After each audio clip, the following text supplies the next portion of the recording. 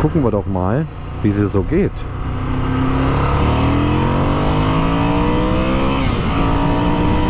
Für mich nicht komplett Scrambler-like, aber auch nicht naked. Einzig die Sitzbank, die ist mir ein bisschen zu hart.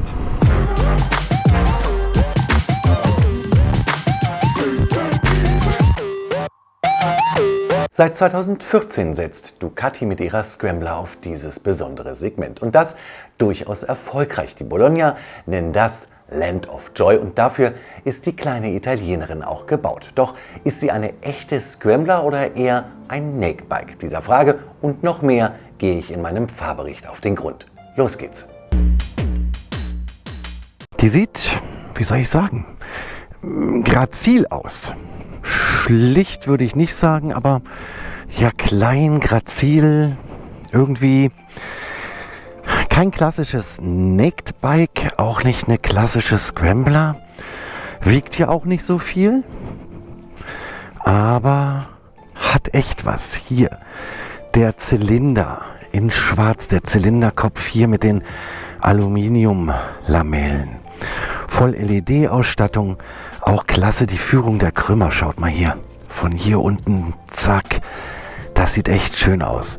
Hier mit den Chromelementen, schwarzer Kupplungsdeckel, Scrambler Ducati hier in Rot, Icon Red heißt das Modell, Auspuffanlage sehr klein und dann, klar, die Reifen hier, schöne Scrambler-Reifen, dann hier das Rücklicht hinten in der Rücksitzbank verbaut, Kennzeichenhalter hinten und hier ganz offen alles, das Federbein. Ja, das hat schon was, irgendwie so einen ganz eigenen Charakter. Ja, Voll-LED-Ausstattung habe ich gesagt, hier in den Scheinwerfern, Tagesfahrlicht, das normale Licht ist noch, ja, ist kein LED.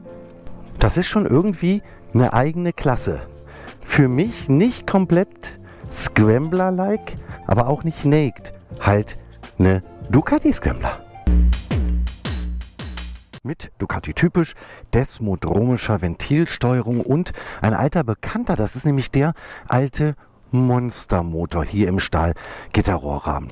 Wollen wir mal sehen, was die 73 Pferdchen so drauf haben.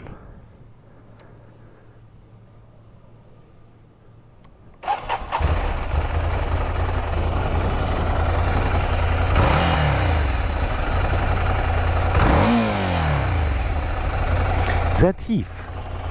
Also ein sehr tiefer Sound. Bassig.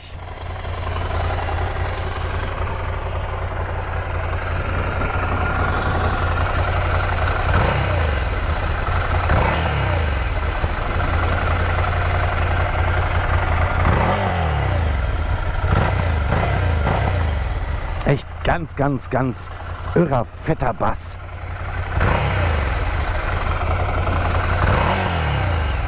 Glaubt man gar nicht, was so aus 800 Kubik rauskommt.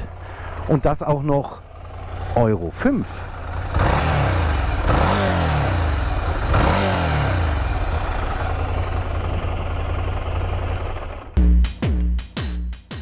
Ich habe mal Platz genommen wie immer.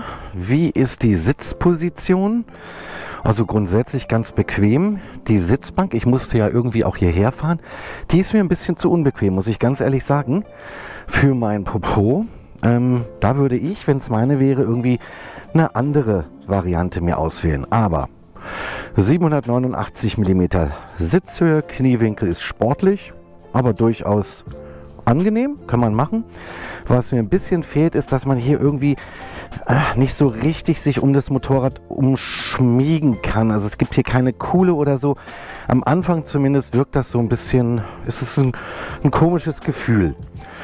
Gut, der Lenker. Sehr hoch, sehr breit, durchaus für ein aufrechtes Sitzen dann gedacht und durchaus angenehm, sehr angenehm. Schauen wir mal die Bedieninstrumente auf der linken Seite, klar, Hupe, Mode-Schalter, dann hier ein Menü, also hier kann ich durch das Menü durchgehen. Dann haben wir auf der rechten Seite An-Aus, Warnblink und nochmal hier eine Abblend- bzw. Lichtgeschichte. Gucken wir uns das Cockpit an. LCD-Cockpit, rund auf, ja, so ein bisschen klassisch gemacht. Mein Geschmack ist es nicht ganz. Ich würde dann eher sagen, entweder ein analoges oder eben ein ganz modernes Farb-TFT. Aber das ist Geschmackssache und eins muss man ganz klar sagen, das Ding ist super, super übersichtlich und gut ablesbar. Hier haben wir den neutralen Gang, die Ganganzeige, Geschwindigkeit und den Drehzahlmesser. Der geht von rechts nach links. Hier oben habt ihr dann die Nullumdrehung. Ich zeige euch das mal einmal. Und dann geht es nach links zu den höheren Umdrehungen. Okay, mal andersrum. Dann habt ihr hier den Schalter, wo ihr durch das obere Menü gehen könnt. Hier habt ihr eine Trip-Anzeige, 2x1 und 2, totalen Kilometerstand. Dann kann man hier in das Menü gehen für die Settings. Die Außentemperatur, knallige 31 Grad in Brandenburg. Die Range, das finde ich gut. Das hat nämlich meine R90 nicht. Wie viel könnt ihr noch fahren mit dem Sprit? Oben die Tankanzeige. Das war es. Also übersichtlich. Ja, mehr braucht man letztendlich gar nicht. Also der Lenker, der macht schon mal Freude. Der ist schön hoch.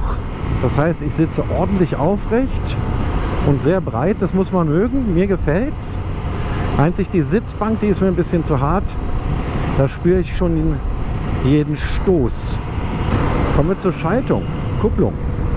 Die Scrambler lässt sich super, super sanft und einfach schalten. Also die geht fantastisch in die Gänge rein. Auch der Neutralgang, den findet man richtig gut. Und sie ist einstellbar. Auch noch ein schönes Extra. Gucken wir doch mal, wie sie so geht.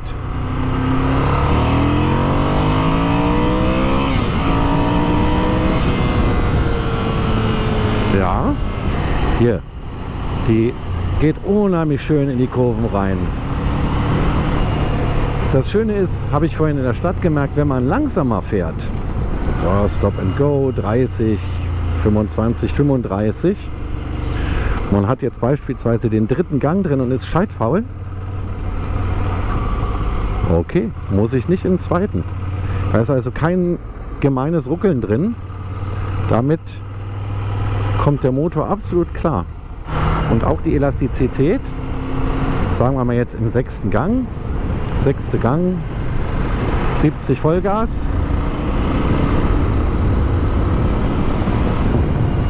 Wunderbar. Und was ich wirklich mag, diese Agilität. Ja? Deutlich unter 200 Kilogramm, 189 in dem Bereich. Und die lässt sich zirkeln. Das merkt man dann halt. Super positiv. Und hört mal auf den Klang.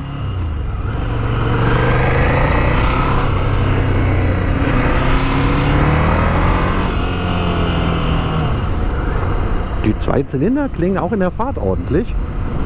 Und was besonders schön ist, sie ist Tirol-ready. Das heißt 93 Dezibel Standgeräusch, kein Problem in Tirol. Fürs Cruisen in der Stadt und gelegentliche Ausflüge aufs Land, bisschen Landstraßen fahren, ist das perfekt. Und das klingt immer so, ja, nur 73 PS. Nein, das geht. Und das Mapping hat Ducati super hinbekommen. Also gibt kein Drehzahlloch, das Ding geht in einem nach vorne hervorragend. Bei der Bremse muss man ein bisschen mehr zupacken. Da gucken wir jetzt mal, wie das ABS reagiert. Ich mache immer diesen kleinen Bremsencheck des ABS. Aus 100 mal eine Vollbremsung.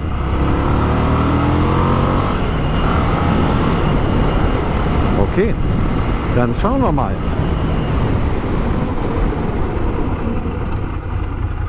Regelt, regelt, regelt und das sehr sanft. Ohne Fehl und Tadel.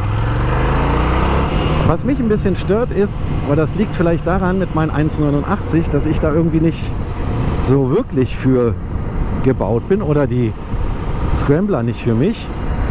Ich sitze hier irgendwie nicht im Motorrad drin. Ich mag das, wenn ich so ein bisschen hier eine Kuhle habe, wo ich meine Knie ranmachen kann, dass ich das hier, meine Beine auch richtig schön fest ranmachen kann. Das habe ich hier nicht. Das ist also für mich unangenehm, obwohl der Kniewinkel okay ist. Der ist recht sportlich, aber der ist okay.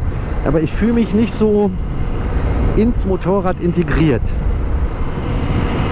Also das ist so mein Hauptkritikpunkt. Auch die Sitzbank. Irgendwie merke ich da die Kilometer dann schon. Und dann natürlich muss man sagen, toller Einstiegspreis. Ja? Sie hat ja vieles an Bord. Was ihr jetzt fehlt, sind Fahrmodi. Die hat sie nicht. Aber immerhin Kurven-ABS von Bosch. Ich will auch nochmal Danke sagen. Und zwar auch viele Grüße an Michael Klausecker von Ducati in Berlin, im Berliner Norden, in Reinickendorf, der mir dieses Bike hier für die Bike for Fun Probefahrt zur Verfügung gestellt hat. Herzlichen Dank, lieber Michael. Und wenn ihr mehr rund um Ducati wissen wollt, einfach mal da oben klicken, Ducati Monster Fahrbericht oder Multistrada V4S. Also die Multistrada, ein Raumschiff, wirklich faszinierendes Bike. Oder ihr schaut mal auf dem Kanal, ich habe ein tolles Interview mit Michael gemacht über die Ducati Neuheiten und Modellgeschichte 2021. Könnt ihr gerne reinschauen. Mir macht die Spaß. Schaut mal, schöner alter Oldtimer mit einem alten Herrn am Steuer. Mir macht die Spaß, weil sie so agil ist, ne? Weil sie so irgendwie so perfekt ist. Mal in der Stadt rumcruisen, aber auch rausfahren.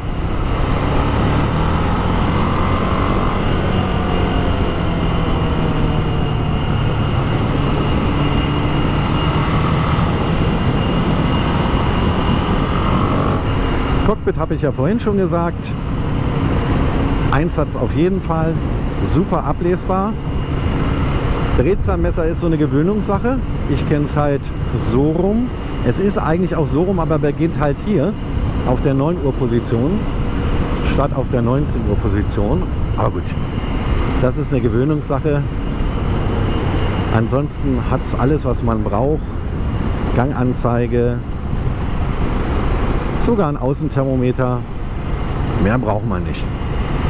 Auch Quickshifter gibt es nicht. Aber bei der super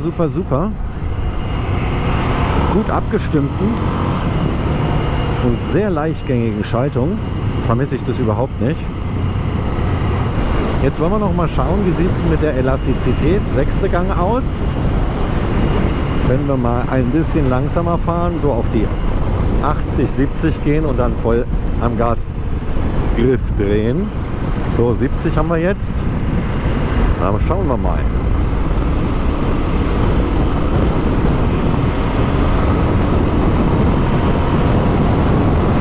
Passt. Aber sie ist schon ganz klar, die Ducati Scrambler, eine kleine Poserin. Und das meine ich überhaupt nicht negativ. Das wird mein Motorrad, meine R90 sicherlich auch sein. Sie macht schon garantiert ein ganz gutes und schlankes Bein vor der Eisdiele. Und in der City, da drehen sich die Leute um. Ganz klar, das Design ist wirklich klasse. Und man muss sie ja nicht so nehmen, wie sie jetzt hier steht. Ducati hat ganz viel im Angebot. Auch was jetzt die Lackierung bzw. Deko-Kits angeht. Und der Zubehörmarkt in Sachen Customizing ist da natürlich auch absolut drauf eingerichtet auf die Scrambler. Da findet man eine Menge, um sie halt zum richtigen Cafe Racer oder zu einer richtigen Scrambler zu machen oder zu einer anderen Scrambler. Und ja, das tut natürlich nochmal was dazu.